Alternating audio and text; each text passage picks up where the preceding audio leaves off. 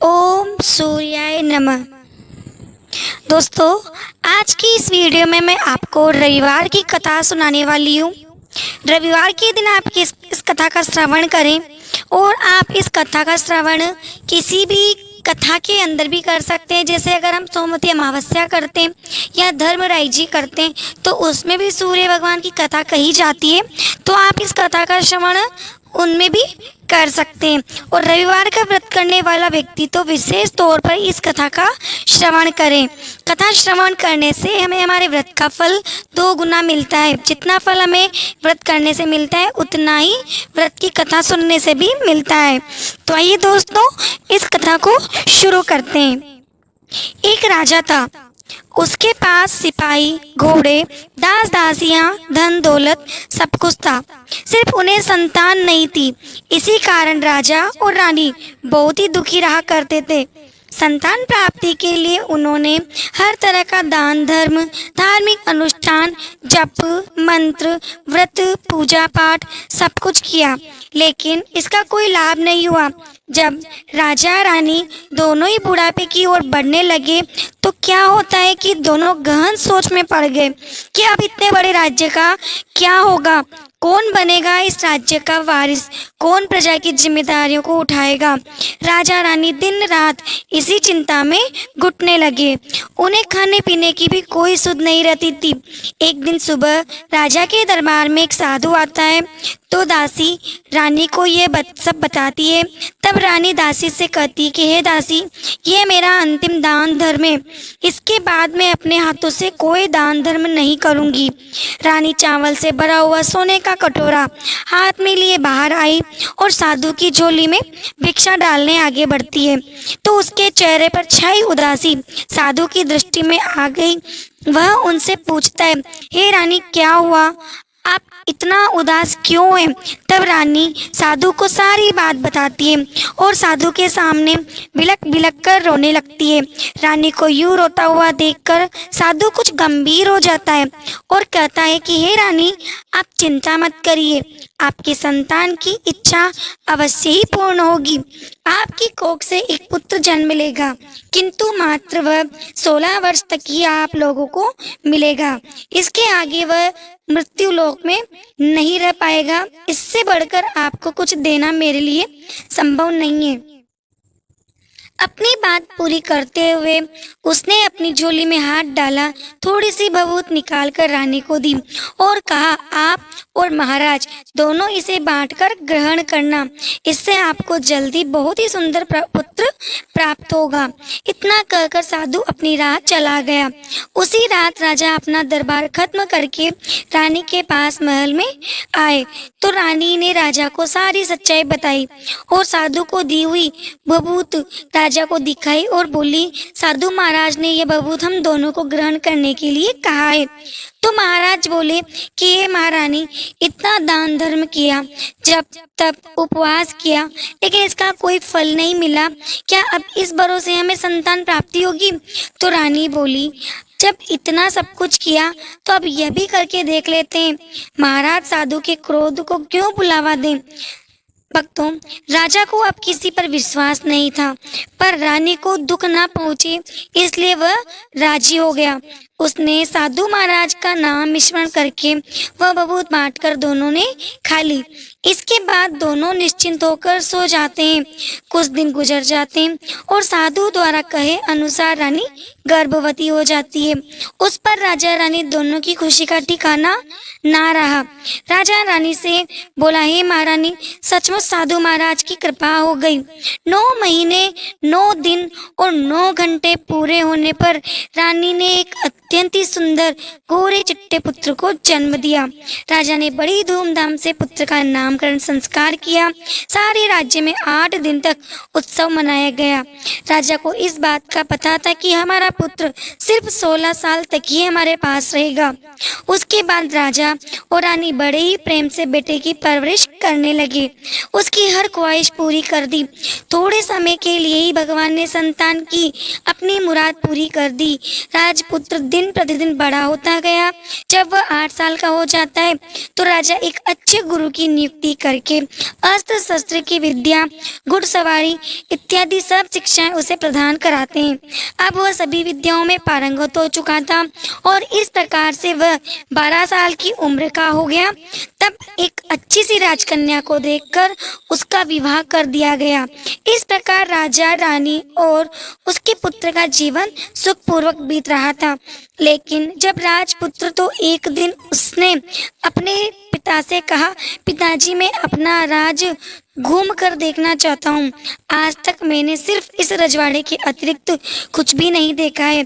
बेटे की बात सुनकर राजा चिंतित हो जाता है, क्योंकि पुत्र का 16वां साल शुरू हो चुका था। अब कोई अनहोनी होने का वक्त नजदीक आ गया था, लेकिन राजा ये सब बातें पुत्र को नहीं बता सकता था। वह क्या करता, चेहरे पर झूठी मुस्कान लेकर बेटे से कहता है कि हे पुत्र, तुम जरूर जाओ, तुम्हें अपने राज्य के बारे में जानना चाहिए। मेरे बाद तुम्हें ही तो राजा बनोगे, अपना राजपाट संभालोगे। परंतु एक बात का ध्यान रखना कि तुम जहाँ भी जा रहे हो, क्या कर रहे हो, ये बात अपनी पत्नी को मत बताना। पुत्र कहता है, ठीक है पिताजी, आपने जो कहा मैं वैसा ही करूँगा। राजपुत्र दिन भर अपनी पत्नी के साथ मौज मस्ती करता, खुशी पूर्वक रहता और रात को ठीक 12 बजे बिस्तर से उठकर बाहर चला जाता है और फिर सूर्य उदय होने से पहले वापस अपने महल में आकर सो जाता है। ऐसा बहुत दिनों तक चलता रहा। अब राजपुत्र का 16वां साल खत्म होने में कुछ ही दिन बाकी रह गए थे। इतने में उसकी पत्नी यानी कि छोटी रानी रात में एक दिन जाग जाती है। वह देखती है कि बिस्तर पर राजकुमार नहीं है। वह महल में सब जगह देखती है तो राजपुत्र कहीं नजर नहीं आता है। अब वह सोचती है कि वह क्या करे, किससे कहे। वह चुपचाप रहती है। फिर सुबह होने पर वह देखती है कि उसका पति अपने जगह पर सोया हुआ है। वह पति से कुछ नहीं पूछती है, लेकिन दूसरी रात भी वैसा ही होता है। तीसरी रात, चौथी रात, 5वीं रात, ऐसे बहुत दिनों तक चलता रहता है। छोटी रानी बहुत ही चिंतित हो जाती है। पति रात को कहाँ जाता है, किससे मिलने जाता है, उसके मन में ढेर सारे सवाल उठ रहे थे, लेकिन उसे पूछने में भय लग रहा था कि शायद उसका पति क्रोधित ना हो जाए। सास ससुर के पूछने में भी वह बड़ा संकोच कर रही थी। उसकी कुल की मर्यादा बीच में आ जा रही थी। इस तरह छोटी रानी मन ही मन दुखित रहने लगी। इस हाल में उसने खाने पीने में दिलचस्पी नहीं रही। वह दुबली होती जा रही थी। तो उसी राज्य में एक फूल बेचने वाली एक बूढ़ी महिला, एक मालिन थी। वह हमेशा छोटी रानी को फूल देने उसके महल में आती थी। एक दिन उस बुढ़िया का ध्यान छोटी रानी पर जाता है।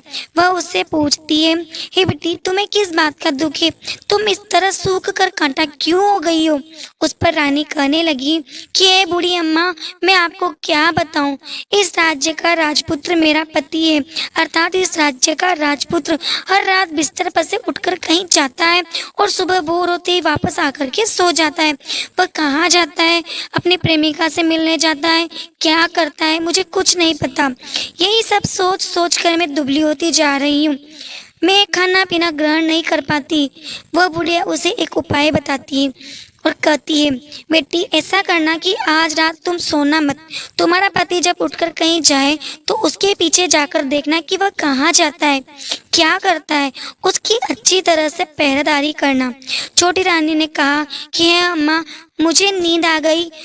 तो वह मालिन कहती है, देखो एक काम करना, अपने दाहिने हाथ की अंगुली में एक जख्म लगा देना, उस पर थोड़ी सी मिर्च छिड़क देना, तुम्हें जलन के मारे नींद नहीं आएगी।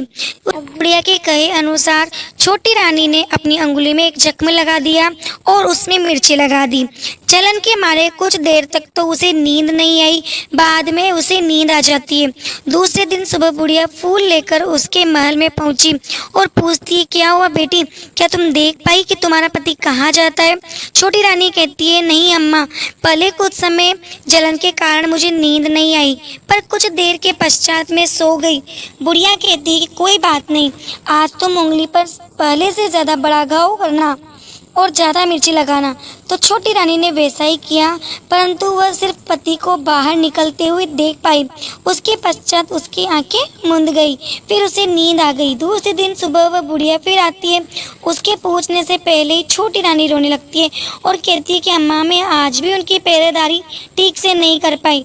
बुढ़िया कहती है, रो नहीं बेटी, सब कुछ ठीक हो जाएगा। तुम आज रात जख्म और बड़ा करना, उस पर ज़्यादा मिर्च लगाना। एक काम करना, जब वह जाने के लिए निकले तब उसका रास्ता रोक लेना। बुढ़िया ने जैसा बताया छोटी रानी ने वैसा ही किया। आज रात उसे नींद नहीं आई। पति जब रात को महल से निकलने के लिए चलने लगा तो बुढ़िया ने जैसा बताया वैसा ही करती है। तोड़कर जाकर अपने पति का रास्ता रोकती है और कहती है कि आप कहाँ जा रहे हो, किससे मिलने जा रहे हो, मुझे बताओ। राजपुत्र उसे समझाने की बहुत कोशिश करता है कि देखो, अगर मैंने तुम्हें यह बात बता दी तो मैं तुम्हें दोबारा नहीं मिल पाऊंगा। छोटी रानी कहती है, कोई बात नहीं, ना मिल पाओ, लेकिन आप रात के समय कहाँ जाते हैं ये मुझे बता दो। राजपुत्र निरुत्तर हो जाता है। अपने पत्नी के जिद के आगे उसे एक नहीं चल पाती है। ठीक उसी समय उसका 16वां साल खत्म होने वाला था और 17वां साल लगने वाला था। अब वह राजकुमार कुछ सोचता है, कुछ चावल मंत्रों से सिद्ध करके अपने पति को देकर कहता है कि इस चावल को दोनों हाथों में मुट्ठी में पकड़ना। पहले दाएं हाथ में पकड़े चावल मेरे ऊपर फेंकना, मैं कौन हूँ तुम्हें पता चल जाएगा। बाद में बाएं हाथ में पकड़े चावल मेरे ऊपर फेंकना, मैं जैसा था तुम्हें वैसा मिल जाऊंगा। लेकिन यदि तुम बाएं हाथ के चावल मेरे ऊपर फेंकना भूल गई तो मैं तुम्हें कभी मिल नहीं पाऊंगा। छोटी रानी ने कहा, नहीं भूलूंगी। छोटी रानी बड़े ही आत्मविश्वास के साथ ये कहकर दाएं हाथ में पकड़े चावल पति के ऊपर फेंकती है तो राजपुत्र एकदम एक विशाल घोड़ा बन जाता है। एकदम सफेद लंबी गर्दन और बड़ा ही तेजस्वी वह घोड़ा देखते ही तेजी से दौड़ने लगा। छोटी रानी उस घोड़े को एकदम बहुत ही भौचक्की होकर देखती रहती है। पति ने बाएं हाथ के चावल फेंकने की जो बात कही थी वह भूल जाती है। उसकी आंखों के सामने घोड़ा महल से बाहर निकलकर चला जाता है। घोड़ा जब महल से बाहर जाता है तो वापस नहीं आता। अब छोटी रानी को बड़ा ही पश्चाताप हुआ। वह स्वयं को कोसने लगी, लेकिन अब उसका कोई फायदा नहीं होने वाला था। राजकुमार अब वापस नहीं आने वाला था। सुबह होते महाराज को ये सब बात पता चली। उन्हें बहुत दुख हुआ। वह बिस्तर पर पड़ गए और अपने बेटे की राह देखने लगे। एक न एक दिन उनका बेटा वापस आएगा। इस तरह 1 महीने, 2 महीने, 3 महीने करते करते 6 महीने पूरे हो जाते हैं। राजपुत्र का कोई पता नहीं चलता। राजा के सेनापति राजपुत्र को ढूंढने के लिए राज्य के गांव-गांव सिपाही भेजता है, लेकिन उसे कोई सफलता नहीं मिली। इधर छोटी रानी अपनी हट के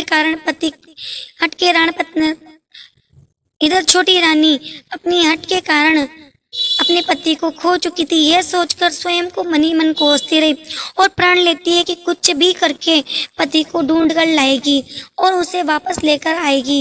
एक दिन सुबह उठकर सास ससुर के महल में जाती है और कहती है कि मैं अपने पति की खोज में जा रही हूँ।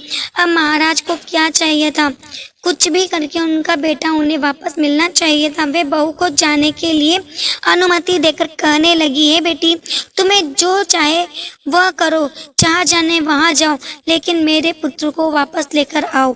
अब छोटी रानी अपने शाही भेष बदलकर एक सेठानी बन जाती है। कुछ दासियों और कुछ नौकरानियों को साथ लेती है और कुछ सामान ले लेती है और राज्य की सीमा पर जाकर वहाँ एक भोजनालय खोल देती है। वह आने जाने वाले यात्रियों को भोजन मुफ्त में खिलाती है और एक शर्त रखती है कि खाने वाले को उसकी देखी हुई कोई अजीब चीज, नई चीज मालकिन को यानी कि राजकन्या को बतानी पड़ेगी, तो वहां आने वाले हर नागरिक को मुफ्त में भोजन दिया जाएगा। इस तरह छोटी रानी राहगीरों को उनके बताए गए बातों के अनुसार मुफ्त में खाना खिलाती, परंतु रानी को जो बात चाहिए थी अब तक वहां नहीं मिली थी। ऐसे ही कुछ दिन बीत गए। रानी के महल में फूल लेकर आने वाली बुढ़िया की एक बेटा और बहू थी। उसका एक छोटा सा यानी कि बुढ़िया का एक पोता था। उस बुढ़िया का बेटा और बहू सुबह काम के लिए निकलती थी और पोते को संभालने की जिम्मेदारी बुढ़िया पर रहती थी। दिन भर पोते को संभालती थी। बुढ़िया को पान खाने की आदत थी। वो पान के बिना नहीं रह पाती थी। ऐसे ही एक दिन बुढ़िया को पान खाने के लिए चूना चाहिए था। वह उसे तैयार करने के लिए सीप लेकर के आई। इन सीपियों को बुनने के लिए गोबर के कंडे चाहिए थे। कंडे इकट्ठा करने के लिए वो बांस की टोकरी लेकर चरवाहे के मैदान में गई, जहाँ बहुत सारे कंडे थे। उन्हें जमा करते करते उसे घर आने में अंधेरा हो गया। इस ओर शाम होते ही काम से वापस आकर बेटा और बहू घर पहुंची तो देखा कि बच्चा घर पर अकेला है और बहुत रो रहा है। वह दोनों गुस्से से लाल पीले हो गए और इसी बीच वह मालकिन बुढ़िया घर आ पहुंची। बेटे ने पूछा पोते को घर पर अकेला छोड़कर, माँ तुम कहाँ गई थी?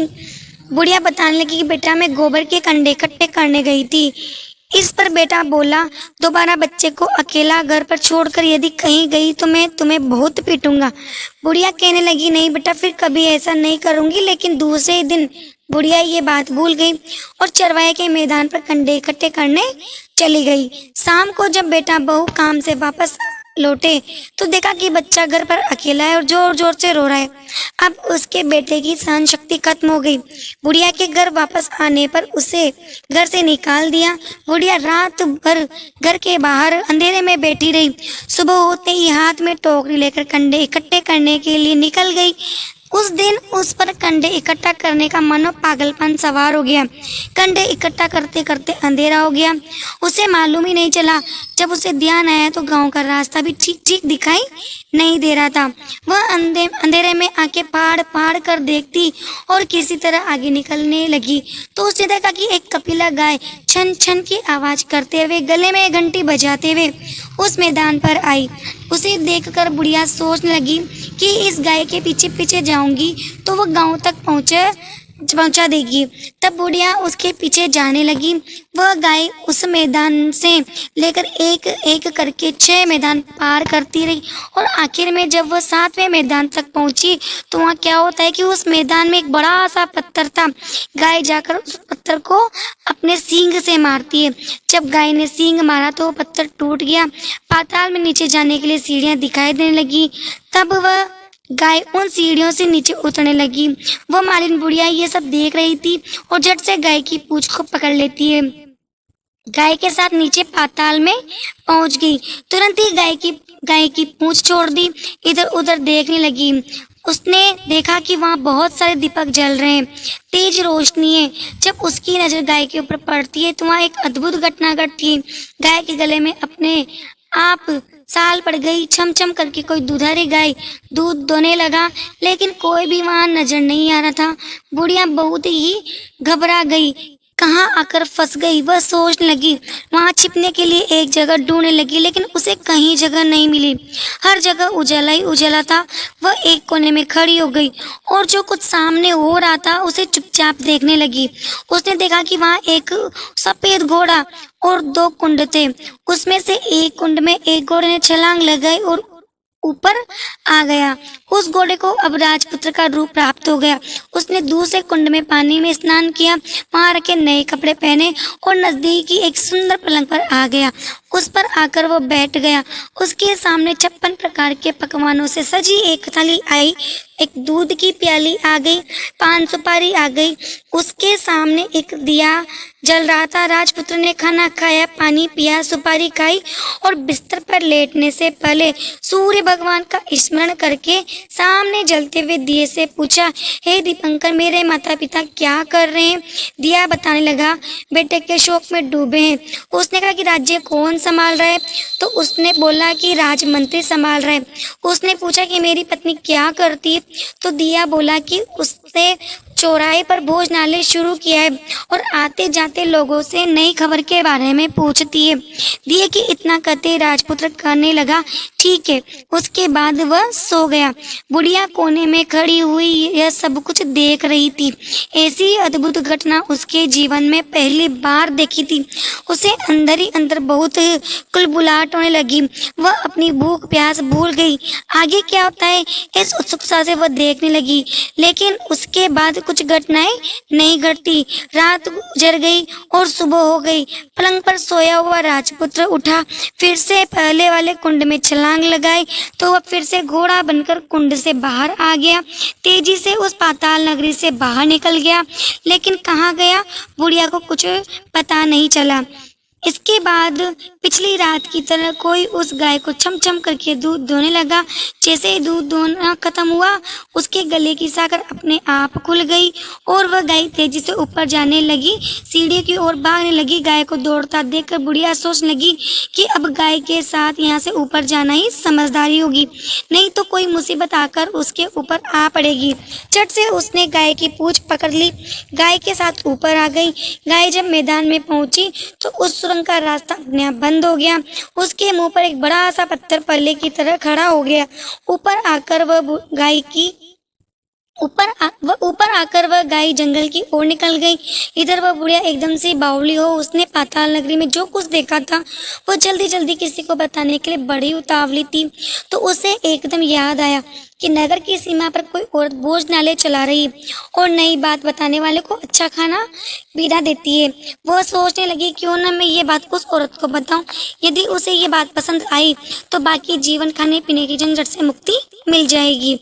बुढ़िया ने मन में तय किया और तुरंत भोजनालय के द्वार पर पहुंच गई, जहां द्वार पर टंगी नगाड़े के सामने खड़ी हो गई और जोर जोर से नगाड़ा बजाना शुरू कर दिया। नगाड़े का इस तरह शोर सुनकर मालकिन यानी छोटी रानी मन में प्रसन्न हो गई कि शायद कोई नई बात लेकर यहाँ आया है। रानी सिपाहियों को आदेश देती कि जाइए और कौन आया है उसकी अच्छे से खातिरदारी कीजिए। छोटी रानी का आदेश पाते ही सिपाही दौड़ते हुए गए और वहाँ एक बुढ़िया नगाड़ा बजा रही थी। उसने पूछा, बुढ़िया माई क्या हुआ, नगाड़ा क्यों बजा रही हो? बुढ़िया बोली, कुछ नहीं बेटा, यहाँ खाना मिलता है ना इसलिए आई हूँ। तो सिपाहियों ने कहा, माई खाना खाना है तो तुम्हें कोई नई बात बतानी पड़ेगी। बुढ़िया ने कहा, हाँ बताऊंगी, एक बात मालूम है मुझे। इस पर सिपाही उसे अंदर लेकर आए और मालकिन के आदेश अनुसार बहुत सेवा सत्कार किया गया। बड़ी सुंदर थाली में सुंदर सुंदर पकवान व्यंजन परोसे गए। बुढ़िया बहुत दिनों से भूखी थी, वह खाने पर टूट पड़ी। खाना खाने के बाद सिपाही ने उसे नई साड़ी पहनने को दी। उसके बाद उसे लेकर रानी के पास आए। बुढ़िया और छोटी रानी तुरंत एक दूसरे को पहचान लिया। तब छोटी रानी ने बुढ़िया से कहा, अम्मा अब बताओ तुमने क्या नई बात देखी? बुढ़िया ने कहा, नई बात, मैंने कोई नई बात नहीं देखी। मेरे पास तो तुम्हें देने के लिए खाने के पैसे नहीं थे, इसलिए मैंने झूठा कहा और नगाड़ा बजाया। रानी ने कहा, अम्मा घबराना नहीं, मैं किसी को तुम्हारा नाम नहीं बताऊंगी। फिर भी बुढ़िया ने कहा, मेरे पास कोई नई बात नहीं है। इस पर रानी ने उससे कहा, देखो अम्मा, तुमने मुझे वह नई बात नहीं बताई तो जिंदगी भर तुम्हें दुख उठाना पड़ेगा, और अगर तुम मुझे वह नई बात बता देती हो तो जिंदगी भर मैं तुम्हारी देखभाल करूंगी, तुम्हें राजमाता की तरह रखूंगी। अब बुढ़िया बताने के लिए तैयार हो गई। उसने जो कुछ भी चारागाह वाले मैदान में देखा सब कुछ सच सच छोटी रानी को बता दिया। बुढ़िया की बातें सुनकर छोटी रानी को यकीन हो गया कि वह राजपुत्र उसी का पति है। वह तुरंत बुढ़िया से कहने लगी कि अम्मा मुझे उस जगह पर ले चलो। तब बुढ़िया बोली, नहीं बेटी, वह पाताल लोक है, वहाँ सांप आदि रहते हैं, तुम्हें देख लिया तो वह तुम्हारी जान खतरे में पड़ सकती है। लेकिन छोटी रानी उसकी एक भी बात नहीं मानती है, उसे उस जगह ले जाने के लिए हट करने लगी। आखिर में बुढ़िया ने उसका कहना मान लिया। कहने लगी कि ठीक है, मैं तुम्हें वहाँ ले जा सकती हूँ, पर आज नहीं, कल वहाँ जाना। दूसरे दिन दोपहर को रानी बुढ़िया के साथ उस मैदान पर गई और एक जगह छुपकर गाय के आने की राह देखने लगी। दिन ढलते ही अंधेरा गिरने लगा। गाय हमेशा की तरह वहां मैदान में आ गई और उस कोने में जाकर उसने पत्थर पर सींग मारा। झट से पत्थर हट गया। सुरंग में जाने के लिए रास्ता खुल गया। गाय उस रास्ते से नीचे उतरने लगी तो बुढ़िया छोटी रानी से कहने लगी कि बेटी आगे बढ़ो, हम गाय की पूंछ पकड़कर नीचे उतरेंगे। तो दोनों गाय की पूंछ पकड़कर नीचे उतर गए। बुढ़िया पहले जिस कोने में छिपी थी उसी कोने में छिप गई। अब नीचे सब कुछ पहले जैसा घटित हो रहा था। गाय के गले में अपने आप साकर पड़ गई।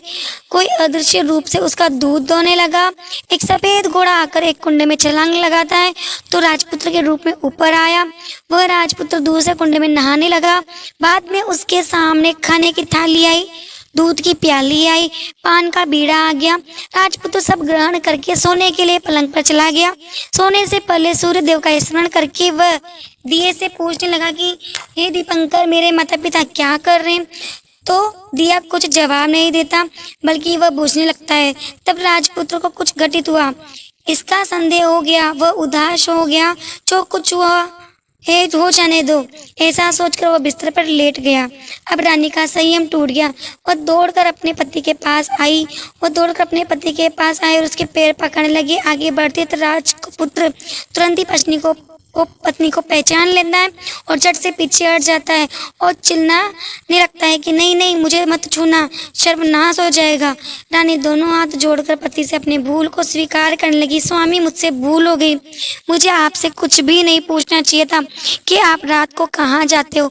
मैं अपनी भूल स्वीकार करती हूँ। मुझे मेरी भूल की सजा मिल गई है। अब आप घर चलो।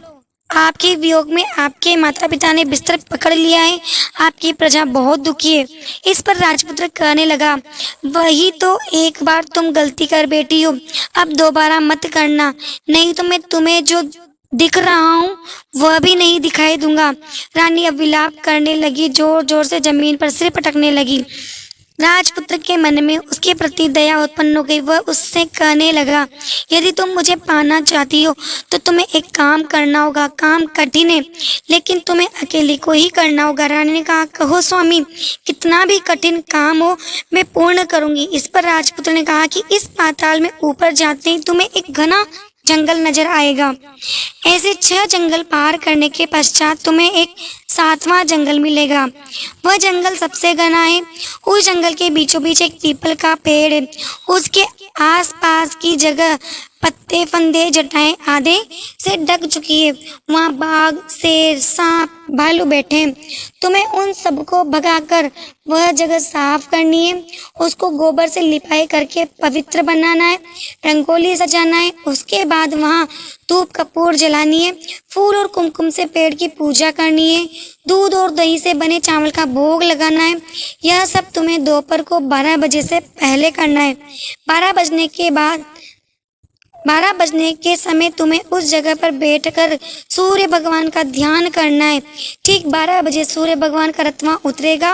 वे सब देखकर खुश हो जाएंगे और कहेंगे कि जिस किसी ने भी यह सब किया उसे मैं मनचाहा फल दूंगा। तो तुम सामने जाकर उनके रथ का दाहिना घोड़ा मांगना, मैं तुम्हें मिल जाऊंगा। इतनी बात कहकर राजपुत्र अपने पलंग पर सो गया।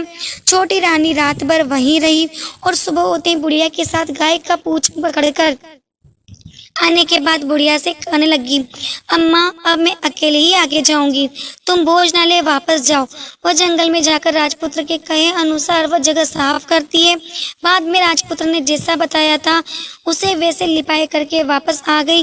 दूसरे दिन सुबह होने से पहले उठी और जंगल में उसी जगह पहुंची जहाँ इत्र गुलाब का पानी छिड़क कर वह जगह सुगंधित की, धूप अगरबत्ती जलाकर उसे पवित्र किया। पूजा की सब सामग्री को वहां तैयार रखकर सूर्य भगवान का ध्यान धर के बैठ गई। जैसा कि पति ने बताया था, दोपहर को ठीक 12 बजे सूर्य भगवान का रथ उसी पीपल के पेड़ पर आकर रुका। सूर्य भगवान ने जब रथ के नीचे देखा तो सुगंधित वातावरण देखकर वे बहुत ही प्रसन्न हो गए। फिर वे बोले कि जिस किसी ने ये काम किया है मैं उसे मनचाहा वरदान दूंगा। ये सुनकर वह दौड़कर उनके सामने आ गई, उनको साष्टांग नमस्कार करके बोली, भगवान, वह मैं ही हूँ, मैंने ही इस जगह को साफ किया है। तब सूर्य भगवान ने कहा, अच्छा, तो तुम्हें जो चाहिए वह मांगो। उसने कहा, भगवान, मुझे आपके रथ का दाहिना घोड़ा चाहिए। सूर्य भगवान बोले, नहीं नहीं, मैं तुम्हें और कुछ भी दे सकता हूँ, लेकिन ये घोड़ा तो नहीं दे सकता। मेरे रथ के 12 घोड़े हैं, तुम चाहो तो कोई और घोड़ा मांग लो, लेकिन ये दाहिना घोड़ा नहीं, वह मैं तुम्हें नहीं दे सकता। छोटी रानी ने एक नहीं सुनी। वह सूर्य देव से एक ही बात की रट लगाती रही कि उसे दाहिना घोड़ा दे दीजिए, नहीं तो मैं आपके पैरों में गिरकर अपनी जान दे दूंगी। अब सूर्य देव धर्म संकट में पड़ गए। उन्होंने वचन दे दिया था, अब अपने वचन से पलट भी नहीं सकते। तब सूर्य भगवान ने बोला कि मैंने तुम्हें घोड़ा दे दिया, लेकिन घोड़ा तो दे दिया, वह तुम्हें वहां नहीं मिलेगा, तुम्हें उसे पाताल लोक में जाकर लाना होगा।